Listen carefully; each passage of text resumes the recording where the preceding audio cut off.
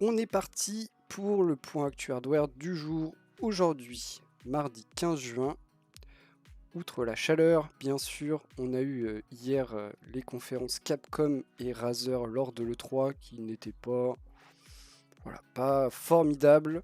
On va revenir sur deux annonces de Razer, des annonces plutôt orientées haut de gamme, hein, comme souvent Razer, et absolument rien de Capcom qui m'a spécialement intéressé.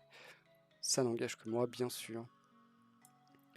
Au programme du jour, nous aurons donc d'abord un petit point sur Amazon Luna. Luna qui est le service de cloud gaming sauce Amazon qui va être bientôt disponible avec en plus un accès gratuit de 7 jours, malheureusement pas chez nous. On parlera rapidement ensuite de Forza Horizon 5 avec la config ou les configs minimales requises pour jouer au jeu. Un jeu qui est pour le coup très très beau, hein. J'ai vu le trailer, vraiment c'est un pur régal graphique.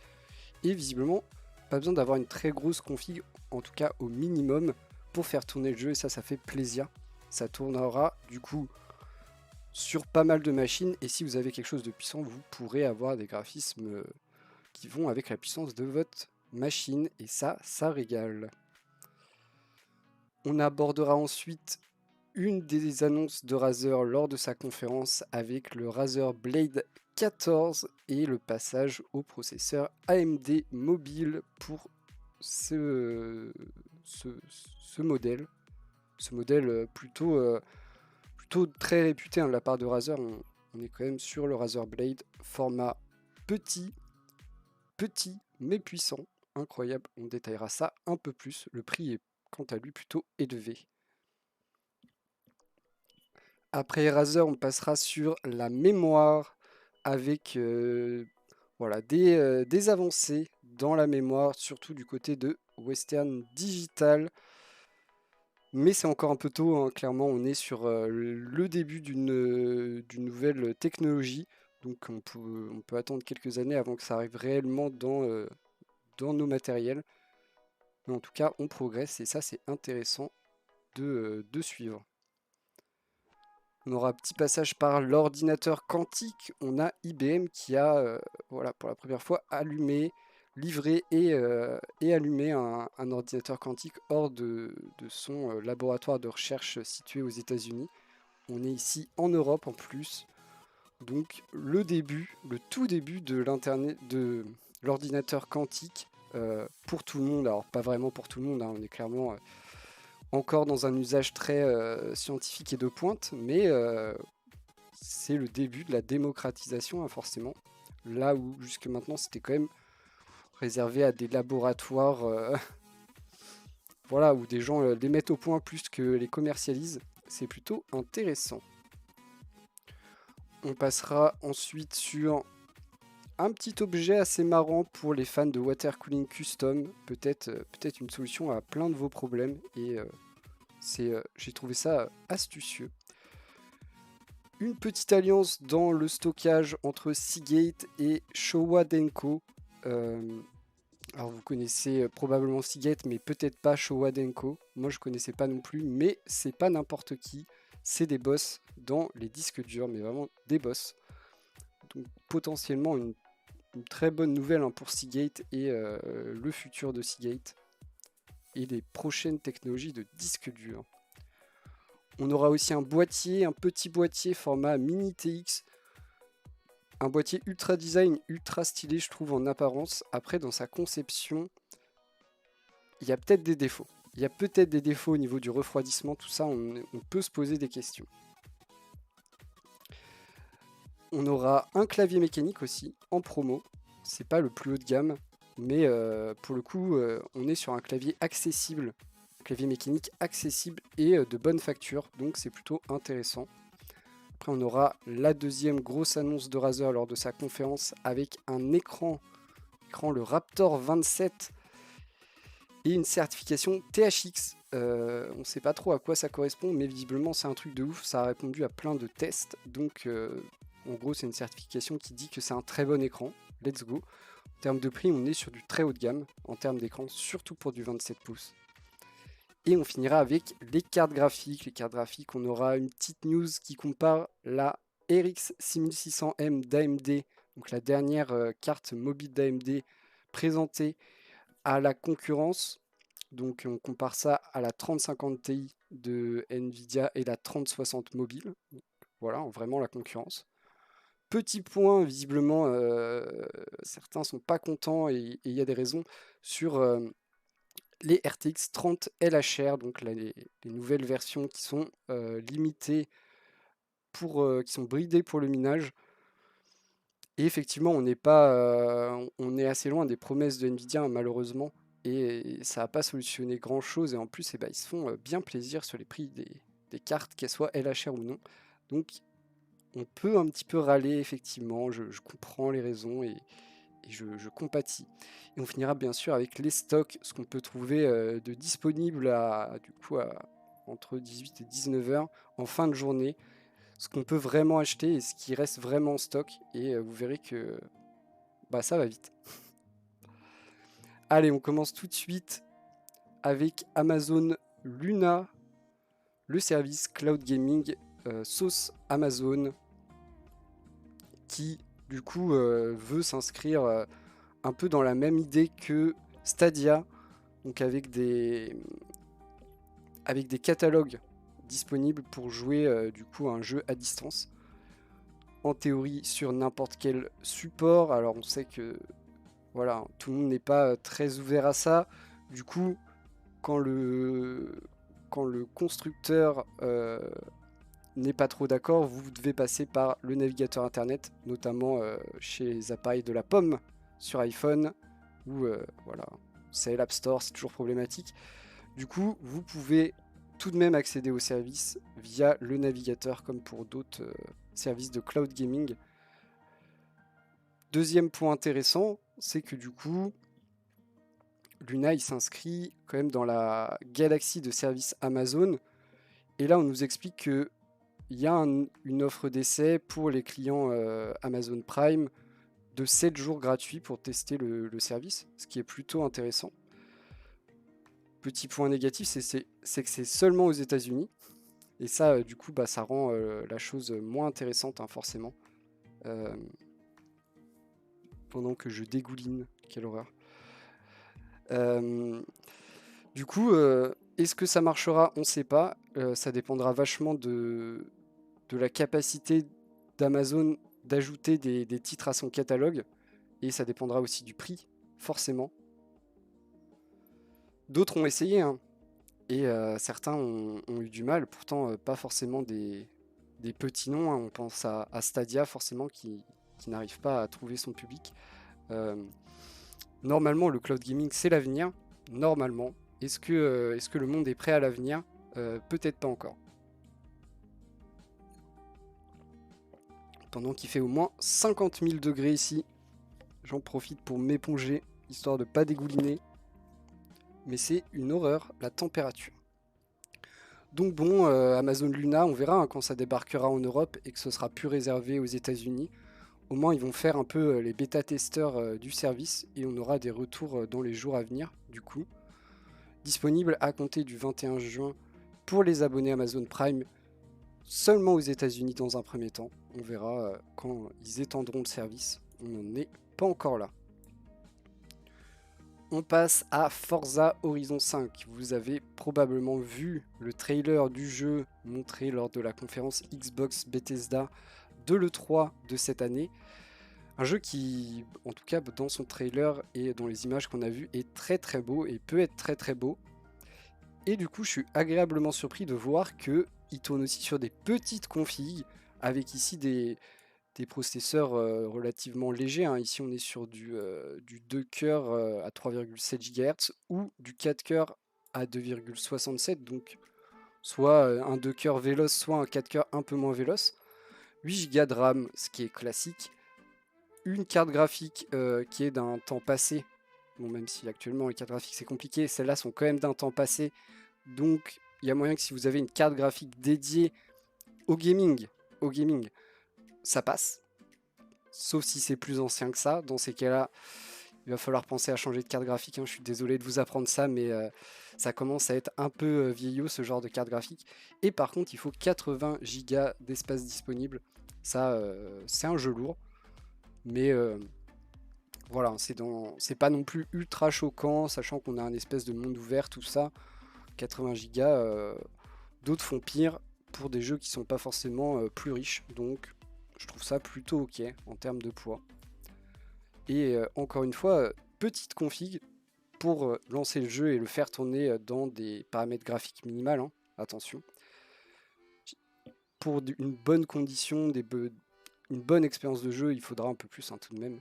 Mais on est quand même sur quelque chose d'assez ancien et de pas très très performant. Donc c'est plutôt agréable de se dire que tout le monde pourra y jouer. Et en plus, c'est disponible dans le Game Pass. Un des titres qui pourrait me faire adhérer au Game Pass, hein. Ça et Age of Empire qui est annoncé. Mais parlons d'autre chose, parlons de l'autre. Il y a eu 2 conférences hier, Capcom, qui était vraiment une conférence décevante, en tout cas de mon point de vue. Et Razer, j'ai pas regardé le replay entier de la conférence, j'ai juste regardé les principales annonces. Et ça, c'est une des très grosses annonces qu'ils ont fait. Pourtant, on n'est pas sur quelque chose de révolutionnaire. Il s'avère que Razer maintenant préfère AMD pour ses portables haut de gamme. Ici, on est sur le Razer Blade 14, une des masterpieces, hein, de Razer, un PC petit mais puissant. Et on décide d'aller chercher les processeurs AMD dernière génération mobile, donc les Ryzen 5000 mobiles, avec du coup, alors visuellement ça change pas grand chose. Voilà, on est sur quelque chose d'assez sobre, hein, pour Razer. En termes de connectique, on a ce qu'il faut, hein. On a de l'USB, USB type A, USB type C. On a même de l'HDMI, voilà, sur un PC 14 pouces, tout de même. Bon, la caméra, ils sont pas passés au 1080, mais du coup, en termes de processeur, on a du gros Ryzen 9 5900 HX, donc 8 cœurs, hein, de quoi avoir toute la puissance qu'il vous faut. Côté carte graphique, on reste dans du bien connu, hein, du Nvidia, de la RTX série 30, qui régale en termes de performance avec plusieurs configurations, 3060, 3070 ou 3080. On a bien sûr 16 Go de RAM. Pour faire du jeu vidéo, il faut 16 Go de RAM. Et 1 Tera de SSD NVMe. Voilà, donc on peut étendre la RAM, bien sûr. Et en termes d'écran, on se moque pas de vous non plus, hein. Soit classique du Full HD 144 Hz pour le jeu vidéo. Mais si vous voulez, vous pouvez upgrade un peu avec du QHD, donc 1440p à 165 Hz. Sachez qu'on est effectivement sur des très bonnes perfs, des très bonnes configs, une masterpiece Razer. On va le payer très cher. On connaît Razer. Du coup, on est premier prix à 2200, ce qui est pas si cher que ça, 2200. Et bien sûr, on peut monter à 3200 avec la 3080, l'écran qui va bien, tout ça.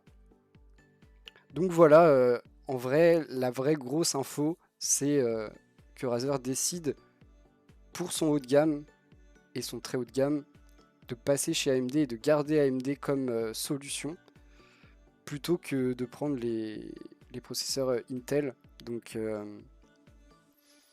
c'est assez, ça montre plutôt bien l'avènement des processeurs AMD vraiment au top de la perf, ce qui n'était pas le cas il y a quelques années.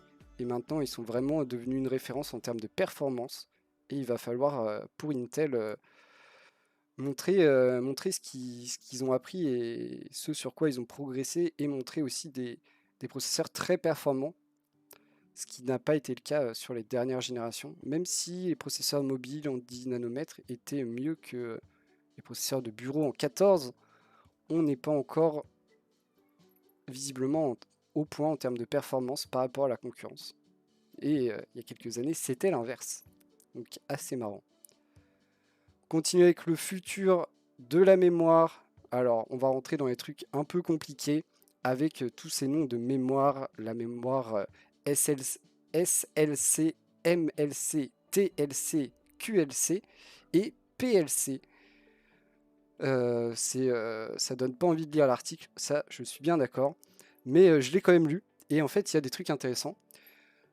C'est Western Digital qui nous parle de ça et nous explique que voilà, ils ont fait des progrès dans les puces de mémoire en ajoutant en fait des bits par cellule, ce qui permet, pour faire simple, d'augmenter la mémoire disponible sans augmenter la taille que ça prend, donc la densité de mémoire. Et on montre en fait par ce graphique qui représente bien l'intérêt de ces changements de technologie. À chaque fois on ajoute un bit par cellule de mémoire, et du coup on passe dans la première itération à 1 bit par cellule à, sur la dernière itération qui est le PLC, à 5 bits par cellule. Donc on multiplie par 5 la capacité sans augmenter la taille, ce qui est plutôt cool.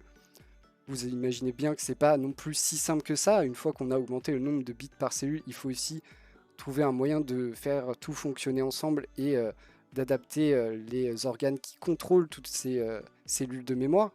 Donc ça va prendre un peu de temps pour retrouver ces nouvelles cellules PLC de mémoire dans nos SSD par exemple. Mais ça devrait arriver un jour. On nous dit en gros vers 2025, donc on a un peu de temps. Mais au moins on sait qu'ils ont développé la tech, qu'ils y travaillent, et à partir du moment où ils ont de la réussite, tout se met en ordre de bataille, que ce soit du côté des contrôleurs et des gens qui vendent des puces mémoire, pour derrière tout récupérer et en faire le futur. Donc c'est assez intéressant. C'est, vous voyez ici, un gain de 25% de densité de mémoire par rapport à la génération précédente. Donc c'est du bonus après avoir le coût et les difficultés de production. Mais en tout cas on progresse, et on sait qu'aujourd'hui voilà, les SSD qui sont vraiment grande capacité coûtent très cher, et on espère qu'un jour ce sera plus le cas, ou en tout cas moins le cas, et c'est en passant par ce genre de solution que peut-être qu'on arrivera à des solutions de stockage grande capacité à des prix corrects. En tout cas je l'espère. Après d'ici là il y a le Chia qui va passer et qui va manger tous nos supports de stockage, donc on verra dans le futur.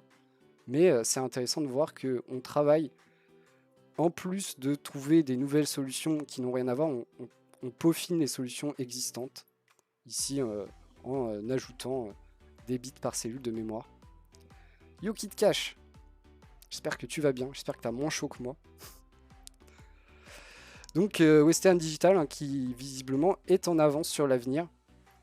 Après on a encore, voilà, on nous dit 2025 pour les premiers SSD équipés de ces cellules de mémoire. Donc on en reparlera d'ici là. Mais pour l'instant, c'est les premiers qui dégainent. On continue rapidement avec de l'ordinateur quantique. Ça fait toujours rêver les ordinateurs quantiques. On se pose toujours plein de questions, savoir comment ça marche, quelle est la puissance de ces engins. On va pas aborder tout ça aujourd'hui. Pas trop l'utilisation, mais juste l'implantation aujourd'hui. On a le premier... en gros, pour faire simple, on a le premier ordinateur quantique qui sort des labos. Vraiment, on est sur IBM qui a déployé un ordinateur quantique en Europe, en Allemagne, au sein de... Alors, je parle pas allemand, donc je veux pas dire de bêtises, de l'Institut Fraunhofer. J'espère que je prononce pas trop mal. Excusez-moi, messieurs et mesdames allemands et allemandes. J'ai pris LV2 espagnol. Du coup, d'habitude, on aurait... Voilà, de manière, c'est quand même quelque chose de très compliqué, les ordinateurs quantiques. On a très peu de personnes qui maîtrisent l'aspect technique et aussi l'installation, l'entretien, tout ça.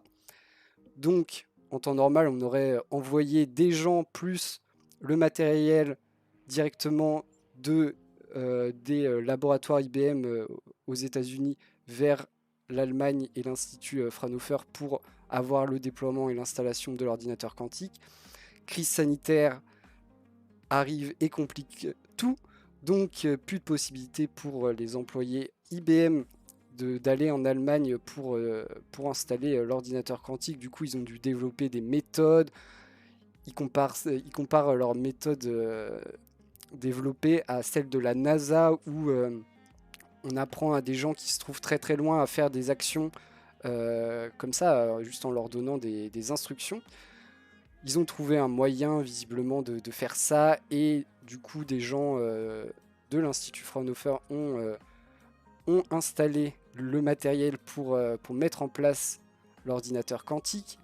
Depuis, il a bien été mis en route, donc ils ont réussi, bravo à eux. C'est assez incroyable. Du coup, c'est au sein d'un institut, donc ça va être utilisé à des fins de recherche, hein, dans plein de domaines. On va de la modélisation de réactions chimiques à l'étude des matériaux, en passant par les études de portefeuille financier. Enfin, on va un peu sur tout. Ça va même être possible de louer un peu de temps d'utilisation de cet ordinateur quantique via visiblement un genre d'abonnement pour les scientifiques, hein. Ce ne sera pas pour faire votre partie de Trackmania ou de League of Legends, hein. C'est pour faire des recherches. Et il faut bien sûr, et c'est aussi un bon truc, ça va permettre aussi de développer encore plus d'applications, encore plus d'algorithmes quantiques pour faire différents trucs. Et c'est un peu ce qui manque à l'heure actuelle, hein, les utilisations réelles de ces ordinateurs quantiques, qui sont en général développés dans des labos pour prouver que le fonctionnement de l'ordinateur quantique euh, est réel et qu'on peut en faire quelque chose.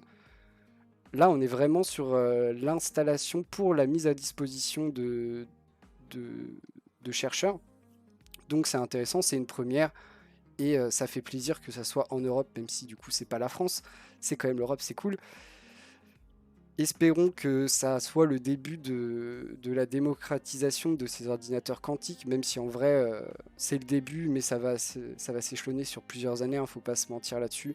C'est quelque chose qui prend beaucoup de temps, on améliore petit à petit, et on est sur quelque chose où on avance un peu à tâtons. On essaye, on voit le résultat de nos essais, et derrière on sait si c'est pertinent ou pas, si on peut faire comme ça ou pas. On n'a pas beaucoup de certitudes, et du coup il faut faire des essais un peu expérimentaux pour avoir les clés du fonctionnement de ces ordinateurs quantiques. En tout cas, c'est un début. C'est la première fois qu'IBM faisait ça. Ils ont en plus vu les conditions, dû inventer des nouvelles façons pour qu'il y ait une installation à distance sans que leurs techniciens soient directement sur place et fassent les choses. Donc ils ont aussi du coup un espèce de notice d'installation de l'ordinateur quantique, pour faire simple, même si c'est beaucoup plus compliqué que ça, et qu'en réalité des gens ont été formés pendant plusieurs jours à distance et tout. Enfin, ça reste quelque chose de très compliqué, mais ils ont un savoir-faire qu'ils n'avaient pas avant, pour pouvoir former des gens et leur permettre d'installer sans avoir envoyé des techniciens eux-mêmes. Donc ça peut aussi laisser présager dans le futur plus d'ordinateurs quantiques mis comme ça dans des centres de recherche à travers le monde. Visiblement, il y a déjà le Japon qui a l'air intéressé, donc c'est plutôt cool. Et encore une fois, ça peut...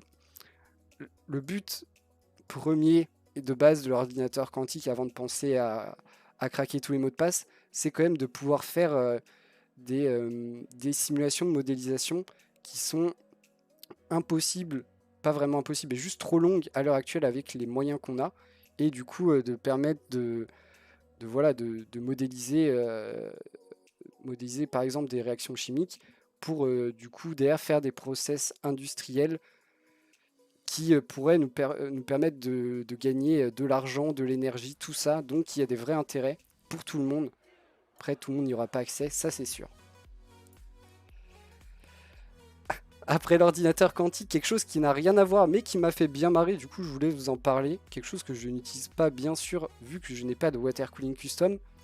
Mais voilà, ce petit appareil qui est tout mignon, qui vient détecter les fuites de votre circuit de water cooling custom.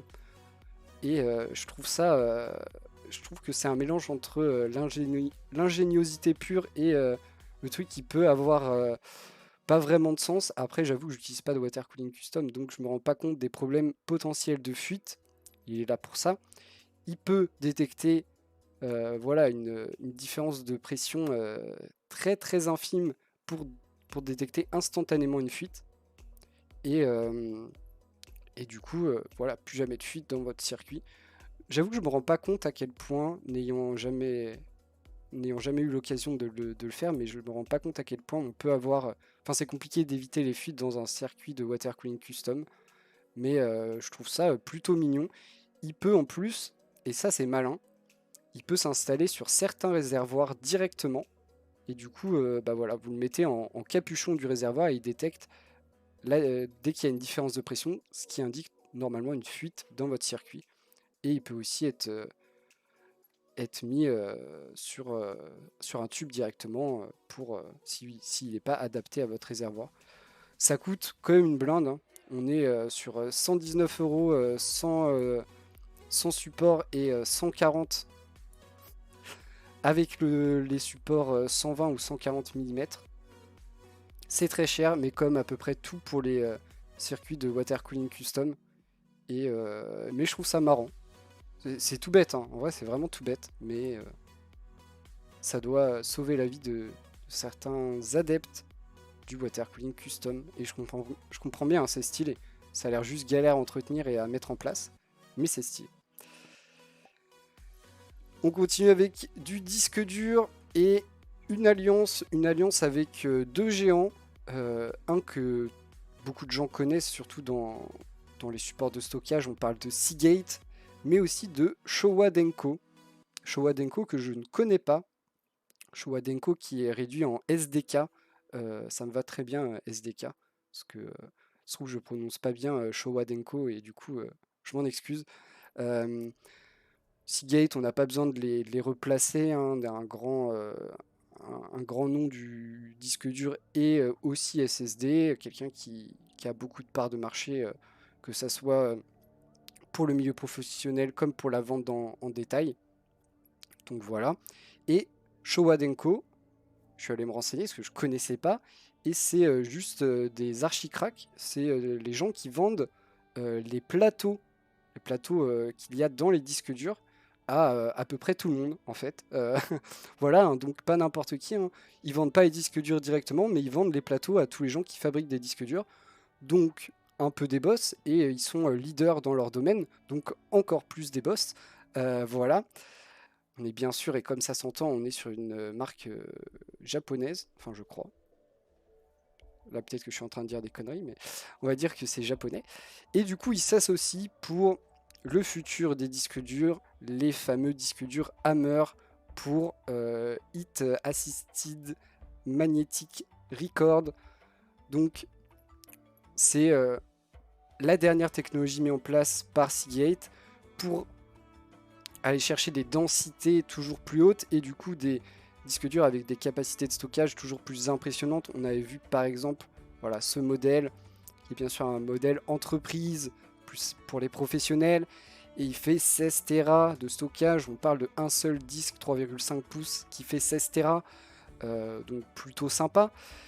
Et du coup jusqu'à maintenant Seagate, qui est un peu les seuls à vouloir vraiment mettre l'accélérateur sur cette technologie Hammer, utilisent des solutions maison pour faire leur plateau, ce qui leur impose des limites de production assez conséquentes parce que bah, c'est pas leur savoir-faire de base, et du coup un peu embêtant, on n'a pas des lignes de prod infinies du côté de Seagate. Du coup, petite association avec les boss du plateau de disque dur qui eux aussi travaillent depuis 10 ans déjà sur la technologie Hammer. Et du coup, c'est en train d'expliquer qu'on va avoir une transition entre actuellement Seagate qui utilise uniquement sa solution maison et l'intégration du coup des plateaux de SDK de Showa Denko dans le matériel Seagate. Et du coup, en gros, le principe et l'idée derrière cette collaboration, c'est d'arriver sur une vraie production massive de ces disques durs Hammer, là où jusqu'à maintenant on est uniquement réservé pour les professionnels. On est sur des prix assez assez élevé pour les professionnels et on est sur des capacités importantes et impressionnantes, oui, mais du coup un volume de production assez bas, ce qui ne permet pas de répondre à toutes les demandes. Franchement, c'est quand même un gros coup de la part de Seagate qui s'associe avec des gens bien installés, qui ont un vrai savoir-faire et qui sont déjà dans une situation confortable dans leur marché pour se tourner vers le futur, sachant que voilà, ils travaillent chacun de leur côté déjà sur cette technologie depuis longtemps. Donc ça peut promettre d'avoir des disques durs Hammer pour tout le monde et donc des disques durs très haute capacité à des prix corrects. Alors aujourd'hui, avoir un disque dur haute capacité pour le grand public, c'est avoir du 4 Tera par exemple, c'est grande capacité. Là, on parle de 16 Tera, donc un peu rien à voir hein, quand même. À noter que dans le même temps, ça aussi qui est intéressant, on a Toshiba qui est aussi un gros nom du disque dur, qui lui travaille sur une autre technologie qui, au lieu d'être Hammer, H-A-M-R, c'est le Mammer, on va l'appeler comme ça, M-A-M-R. J'espère que c'est pas un vrai mot, Mammer, sinon, voilà. Euh, qui, du coup, pour la technologie Hammer, c'est Heat Assisted, donc c'est assisté par la chaleur, l'enregistrement magnétique. Pour MAMR, c'est Microwave Assisted, donc assisté par les micro-ondes. Une autre technique pour aller enregistrer les données sur le plateau, du coup. On verra qui gagnera, mais là, Seagate, il frappe fort. Et encore une fois, le Chia va bouffer des disques durs grande capacité, ça je peux le prévoir, j'en suis sûr. Après, est-ce qu'il en bouffera tant que ce que tout le monde attend, on ne sait pas. Mais il en bouffera et il en bouffe déjà. On passe rapidement sur un boîtier tout mini, tout mimi aussi, tout mini, tout mimi, de G-Skill. G-Skill qui ne nous habitue pas à faire des boîtiers, mais là, pour le coup, il y a du design. On est sur un mini format mini TX avec voilà ce design, une espèce de tour verticale. Franchement, je trouve très beau, vraiment. Quand je l'ai vu comme ça, je me suis dit, waouh, c'est vraiment un bel objet. Il est bien fini, il a un look bien à lui. Et voilà, avec plein de verres et tout. Mais quand on s'intéresse vraiment à la conception, on peut voir des problèmes. Alors vous voyez qu'il s'ouvre comme ça. Et on voit là, et là c'est le moment où ça pose un peu problème, on voit que ici, là, sur la façade, on a une façade totalement pleine, mais vraiment totalement pleine, et on a seulement de l'aération sur l'arrière, et ça peut être un drame. Donc la conception de base est vraiment belle, le design, je le trouve vraiment, vraiment travaillé, vraiment beau, de bon goût. Après, c'est mes goûts personnels et vous serez peut-être pas pareil, même si je sais que votre petit côté geek peut vous faire adorer l'objet. En plus, un petit peu de RGB, mais pas trop. Un design un peu atypique. Par contre, d'un point de vue technique, j'ai un peu peur pour la chauffe d'avoir juste cette aération. Voilà, là c'est le bloc arrière. Ça, c'est votre arrière de tour. Et on peut mettre une grande carte graphique, hein, comme maintenant souvent dans les boîtiers Mini TX, grâce à un riser et une conception avec 2 compartiments.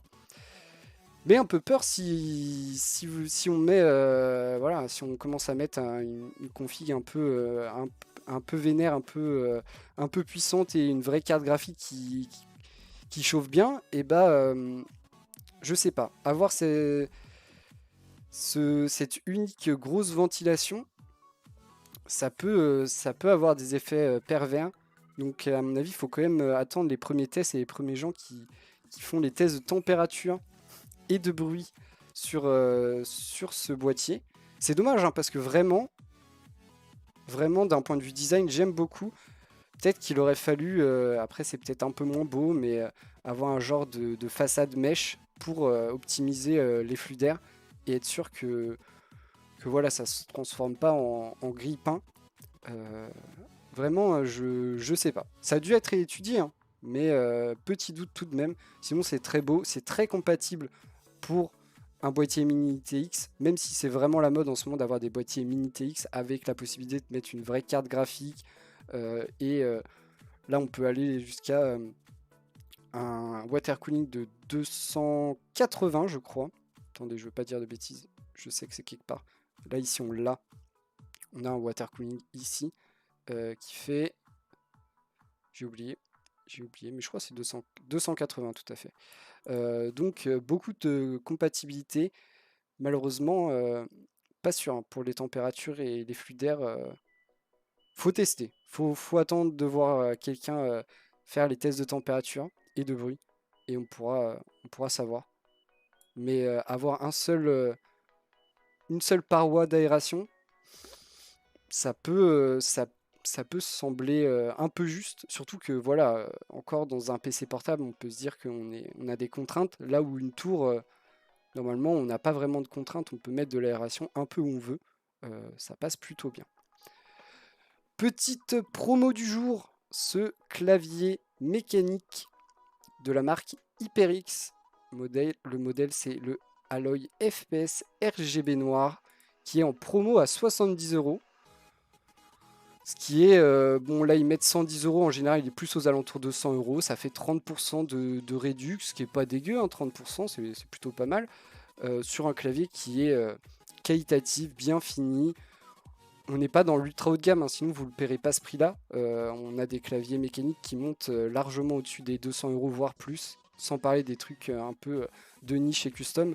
Là, on est sur un truc assez classique avec une bonne finition qui sera très bien pour du gaming, notamment du FPS, hein. On sait que les joueurs FPS adorent les claviers mécaniques pour avoir la latence la plus faible possible et ne pas louper les kills. Euh, donc voilà, c'est un bel objet, 70 €, c'est plutôt très correct. Honnêtement, j'ai regardé ces derniers temps les prix des claviers mécaniques, parce que j'envisage de changer le mien. Et le mien qui n'est pas un clavier mécanique d'ailleurs. Et en vrai, en général, les premiers prix pour des claviers de qualité, on est aux alentours de 100 €, hein. Donc là, on est quand même sur quelque chose d'intéressant. Et ça reste sobre. On a un peu de RGB, tout ça, mais ça reste sobre. Par contre, mécanique, donc un peu plus bruyant, forcément, que les claviers à membrane. Deuxième grosse annonce, on enchaîne, hein. Deuxième grosse annonce de Razer, cet écran incroyable. Pas en taille, ce qui fait seulement 27 pouces, ce qui est petit. Enfin, pas petit, mais voilà, on a été habitué à des grands écrans ces derniers temps pour les PC. Et du coup, 27 pouces, ça nous paraît petit, alors que moi, j'ai des 22 pouces, hein. Voilà, moi j'ai des tout petits. Du coup, affichage 1440p. Ok, on aurait pu voir jusqu'à la 4K, mais 1440p, ça fait, c'est bien aussi. Ça permet d'avoir une qualité d'image sans avoir besoin d'avoir une config à 5000 € pour avoir une bonne expérience de jeu. Donc pourquoi pas. On passe à 165 Hz. On a toujours FreeSync Premium et G-Sync. Ça, en vrai, quand vous allez voir le prix, heureusement qu'on a du FreeSync Premium et du G-Sync. Et on va chercher des couleurs, de la luminosité, HDR 400, 95% de l'espace DCI-P3 qui est un espace colorimétrique. Et du coup, certification THX. Premier écran PC au monde à obtenir cette certification. Pour avoir cette certification, on nous dit qu'on doit subir, enfin le matériel doit subir 400 tests individuels pour s'assurer que les couleurs, les tons, les images sont affichés comme leur créateur l'avait prévu, pour une qualité d'image et un niveau de détail étonnant. Donc c'est vraiment, on est vraiment dans la certification plus pro extra premium de la mort qui tue. Et du coup, bah, bien joué à eux, hein, c'est de la com aussi, mais premier écran PC à obtenir cette certification. La classe. On a en plus de l'éclairage RGB un peu à la manière d'Ambilight, géré par un logiciel maison de Razer. Par contre, au niveau du prix, voilà, ça c'était la version d'avant, donc la version 2020 ou 2019, je ne sais pas. Et là, la version 2021 coûte 1000 € pour un écran 27 pouces, 1440p, 165 Hz. Heureusement qu'il était HX et FreeSync Premium et G-Sync, hein, parce que ça paraît quand même un prix totalement abusé. À l'aide. Alors j'aime beaucoup Razer, j'ai un clavier Razer d'ailleurs que j'aime beaucoup. Euh, mais là, autant le Razer Blade il est cher, mais on a une config de monstre à l'intérieur. Autant là, faut vraiment être pointilleux sur les couleurs et les images et tout ça pour se dire que c'est rentable. Ce sera un très bon écran. Ne déformez pas mes propos, c'est un très bon écran. Juste 1000 euros. Moi j'en achète deux à 1000 euros, hein. J'en achète deux et il me reste de quoi acheter, j'allais dire une carte graphique, mais non, puis en ce moment, un clavier. Un clavier, une souris, un tapis de souris. Et le bras aussi, le support. Donc voilà, hein, c'est un vrai effet d'annonce. Après, 1000 euros, moi je vous conseille pas, hein. Vraiment, je vous conseille pas. On passe à la partie carte graphique. Oui, oui, oui, la partie carte graphique qu'on attend tellement, c'est faux. Première news carte graphique côté AMD. D'ailleurs, deux news plus côté AMD dans un premier temps. Puis deux news plus côté Nvidia dans un second temps et on finira avec les stocks. Cette carte, la 6900 XT LC de chez AMD. Et c'est bien on n'est pas sur une carte custom, on est sur une carte MBA, donc Made by AMD, une carte équivalente des Founders Edition chez Nvidia, ici chez AMD. Donc on est sur les mêmes histoires que la classique, sauf qu'on a un refroidissement hybride avec du coup une partie refroidie par le circuit de water cooling et une partie refroidie par air avec ici ce radiateur de 120 mm surmonté d'un ventilateur. Assez étonnant, assez étonnant de voir AMD faire, faire des éditions MBA qui pourraient être des éditions custom, vraiment, hein. On prend l'exemple de la 6900 XT Saphir Toxic, qui est un peu comme ça, sauf qu'au lieu d'avoir un radiateur de 120 mm, elle a un radiateur de 360, hein, toujours plus, mais c'est le même principe. Donc en termes de perf, on est quasiment sur la même chose, on va aller grappiller un petit peu, on gagne 5% en perf, ce qui est quand même pas énorme. Et en plus, un peu étonnant, mais elle est plus chaude, elle tourne à une température plus élevée, elle tourne à 80 degrés, ce qui est quand même plutôt élevé en termes de température de carte graphique. Voilà, et dernier point, comme s'il n'y en avait pas déjà assez, et bah elle sera uniquement en vente en Asie. Voilà, pas nous.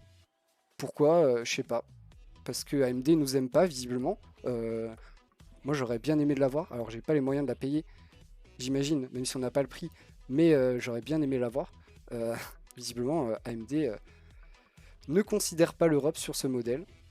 Peu déçu, hein. Peu déçu de ne pas être considéré comme ça. On est puni, tout à fait, on est au coin. L'Europe est au coin. Triste un peu. Pourtant, j'aime bien l'idée. J'aime bien l'idée de s'aventurer un peu sur des trucs. Bon, après, d'un autre côté, voilà, les stocks, de cartes graphiques, il ferait peut-être mieux de s'appliquer à produire les cartes déjà sorties. Et hein, peut-être. Deuxième news qui met plutôt en valeur AMD, même si on compare ici, dans cette news, la dernière née des cartes graphiques AMD mobile avec la 6600M.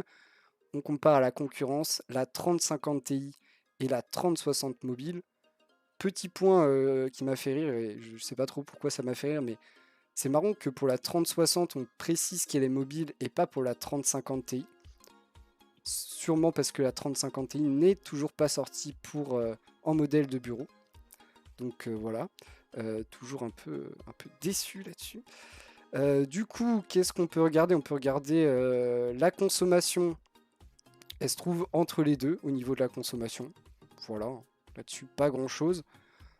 En gaming Full HD, ah bah là c'est tout petit. Est-ce que je peux zoomer? Oui, je peux zoomer. En gaming Full HD, du coup, on détaille suivant les titres, hein, bien sûr. On a l'habitude des titres qui n'utilisent pas forcément le même moteur graphique en plus. Donc, il faut. On voit que En général, elle est plutôt bien en Full HD, vraiment plutôt bien, voire très bien. Au niveau de la 3060, très souvent ou pas loin, voire parfois au-dessus, notamment sur CSGO, qui est sur DirectX 9, donc vieux truc, mais, euh, mais plutôt très propre, hein. Parfois un peu en dessous. Dans le pire des cas, elle se trouve entre la 3050 Ti et la 3060. En général, elle se trouve au niveau de la 3060 en Full HD et parfois sur quelques titres au-dessus. Donc vraiment en Full HD, une très très bonne carte graphique. Après, voilà, en 1440, déjà on a enlevé la 3050 Ti qui n'est pas faite pour. Encore une fois, sur certains titres, on est bien du genre au niveau, mais en général, la 3060 ici prend un peu l'avantage en 1440p. On fait pas de 4K parce que c'est pas des cartes vendues pour faire de la 4K et en plus, en général, c'est des cartes qui sont installées sur. Il y a une bestiole. Attends. Pardon. En général, c'est des cartes qui sont installées sur des PC portables qui n'ont pas d'écran 4K, hein. Les PC portables avec écran 4K, on est sur en général du haut de gamme, très haut de gamme, et du coup, on va sur des cartes 3070, 3080 plutôt. Et encore, moi, je suis pas très très fan des écrans 4K sur PC portable, mais c'est une autre histoire. Au niveau du ray tracing, bah là, c'est compliqué, hein. C'est compliqué parce que pas de DLSS. Non, pas encore les moustiques. Moucherons plutôt. Moustiques, c'est le soir. Mais j'ai les moustiques le soir aussi. En plus, avec la chaleur, on garde tout ouvert. Bref, je divague. Du coup, ray tracing, bah, ça s'en sort pas si mal, mais forcément, la 3060 s'en sort mieux. Et par contre, étonné de la 3050 Ti qui s'en sort pas très bien, hein, en ray tracing ici, pourtant équipé.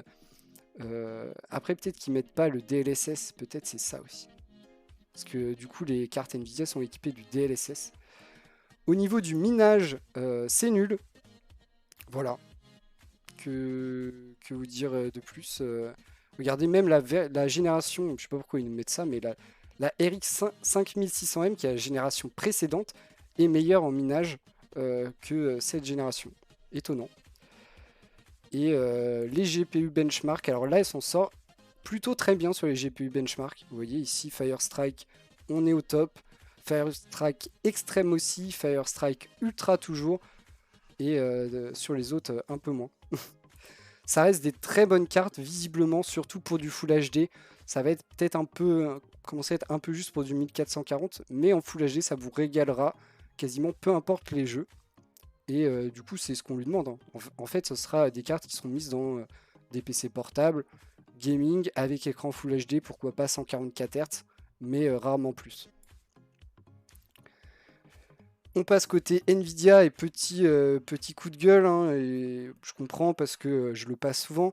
Voilà, petit coup de gueule après les RTX 30 LHR qui du coup sont les cartes depuis la 3080 Ti et 3070 Ti qui elles sont sorties LHR de base. Et aussi on a une nouvelle version de chaque carte déjà sortie série 30 en version LHR. Donc la version LHR est bridée pour le minage d'Ethereum. Et ça devait solutionner une partie des problèmes d'indisponibilité et de prix. Et en réalité, ça n'a rien solutionné du tout. On a des cartes qui sont toujours à des prix astronomiques. On a des cartes Nvidia qui sont toujours abonnées absentes des rayons des magasins, que ce soit magasins physiques ou en ligne. Et tout ça ne change rien. Les 3070 Ti et 3080 Ti qui sont sortis directement LHR sont sortis, ont été disponibles déjà en quantité très limitée et en général à 2 fois le prix de vente conseillé, enfin le prix des Founders Edition.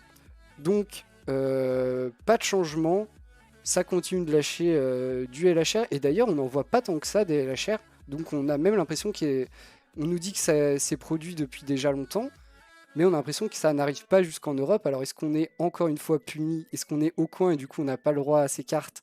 Je ne sais pas, mais ça n'a rien solutionné, ça c'est clair, on le voit tous les jours, et en plus on voit assez peu de modèles LHR, surtout que quand c'est un modèle LHR, c'est écrit dans la référence, donc on ne peut pas se tromper. On sait si la carte est LHR ou pas. C'est écrit dans la référence, c'est écrit sur la boîte. Et on ne les voit pas. Donc il y a des vraies questions qu'on se pose. Et est-ce que on nous a annoncé la mise en production et en fait la production elle a démarré 3 mois plus tard? Je ne sais pas. Mais le fait est que les cartes n'arrivent toujours pas dans nos magasins à des prix corrects. Et la disponibilité est toujours trop variable. On finit avec les stocks, les vrais stocks, ce qu'on peut trouver. D'abord, ce qui a été disponible aujourd'hui. Alors, on va aller vérifier le prix tout de suite.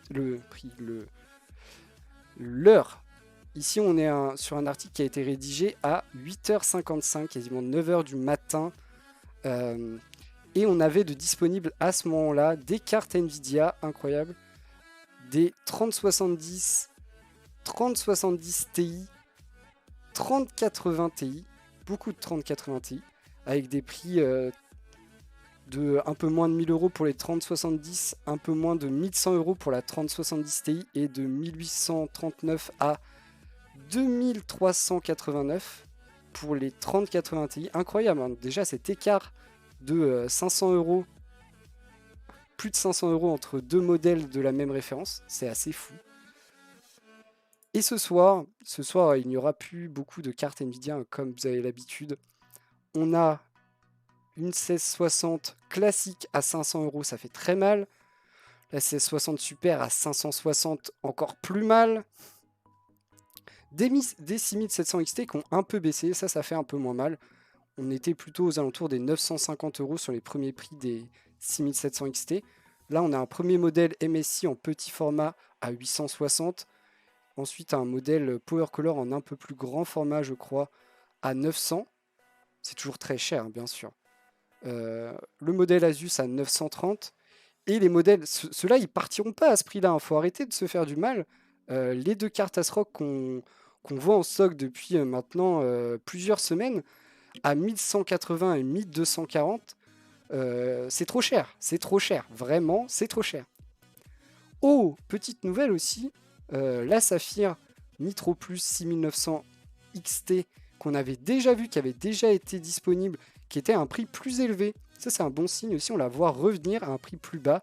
Elle était à 1800, si je ne me trompe pas. On est un peu moins, 1770. C'est pas beaucoup moins, mais c'est un peu plus bas. Et c'est intéressant de voir une petite baisse de prix. On a encore des 3080 Ti disponibles. La première, la Gainward à 1840, on l'avait vu dans le listing. On a aussi des 6900 XT. Ici, 2100 pour la Power Color. Une 3080 Ti de Asus. Regardez l'écart de prix entre les deux 3080 Ti. Hein. Et il y en a encore des plus chers. Mais là, entre 1840 et 2170 pour la même carte. Hein. En termes de perf, on sera quasiment sur la même chose. À en gros 5% maximum près. C'est assez fou. Beaucoup de 3080 Ti en stock. Ça, c'est pas mal déjà. Ils sont en stock. Après, on n'attend plus qu'à avoir des prix corrects. Hein, parce que 3080 Ti, Founders Edition 1200 €. Ici, on est premier prix 1840. Et il n'y en a qu'une. Et après, on passe directement quasiment à 2200. Donc voilà, on a aussi la Aorus 6900 XT. Une autre Asus 3080 Ti. Mais une version ROG, donc plus chère. MSI 6900 XT, les saphirs qu'on connaît bien qui sont tout le temps là, en toxique et toxique extrême édition. Et on a aussi des 3090, quand même pas mal de cartes Nvidia en stock, toujours à des prix très élevés, mais sont en stock. 3090 à partir de 2600 jusqu'à 2780 pour la MSI, la Supreme X. Des cartes toujours à des prix très élevés, mais un peu plus de stock et déjà ça suffit à me faire un peu plaisir. Maintenant, j'attends plus que des prix corrects. Mais déjà, avoir des cartes en stock, ça me fait du bien. Et des cartes Nvidia encore plus, parce qu'on avait été habitué à seulement des cartes AMD ces derniers temps. Manque plus que le prix. En tout cas, voilà la conclusion sur cette note un peu moins négative que d'habitude sur les stocks de cartes graphiques. J'espère que vous avez apprécié ce point actu hardware du jour, que vous avez appris des trucs et passé un bon moment. Comme d'habitude, je vous invite à faire des retours. C'est ce qui m'aide à progresser. Et on se retrouvera demain, suite de l'actualité, avec aussi probablement les annonces faites par Nintendo pendant le Nintendo Direct qui a créé beaucoup de polémiques aujourd'hui. On en parlera demain avec du coup pas de problème de strike ou de DMCA vu que ça sera passé. Merci d'avoir regardé et à demain.